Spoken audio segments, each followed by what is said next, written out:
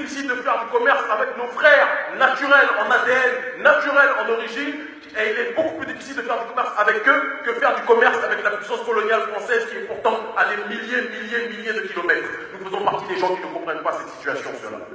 On a tendance à parler de néocolonialisme, mais je parle simplement, moi, d'un continuum colonial, d'un système colonial qui s'est adapté aux diverses évolutions de la vie en société.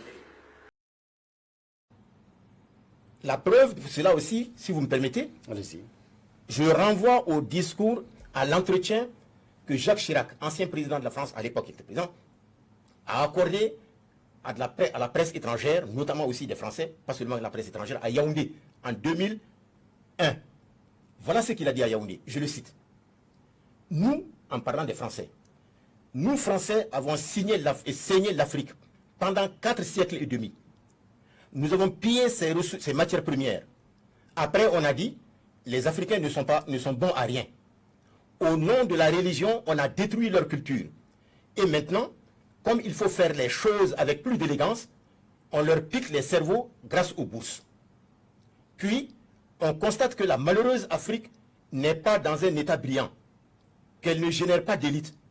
Après s'être enrichie à ses dépens, on lui donne des leçons. Fin de citation. La France-Afrique a développé un système de prédation tripartitionnelle. Prédation sur le terrain politique, c'est-à-dire créer un système qui permet à l'oligarchie française de piller nos ressources naturelles tout en donnant l'aval aux élites locales de se servir dans les caisses de l'État tant qu'elles se taisent sur le pillage de la science occidentale. L'Afrique connaît ça. C'est pourquoi on dit qu'il faut une rupture totale avec le système qui a prévalu et qui prévaut jusqu'au jour d'aujourd'hui. Aujourd'hui, on se présente aux élections non pas pour servir le peuple, mais pour se servir sur le dos du peuple. Et c'est ça le drame en réalité de nos systèmes politiques.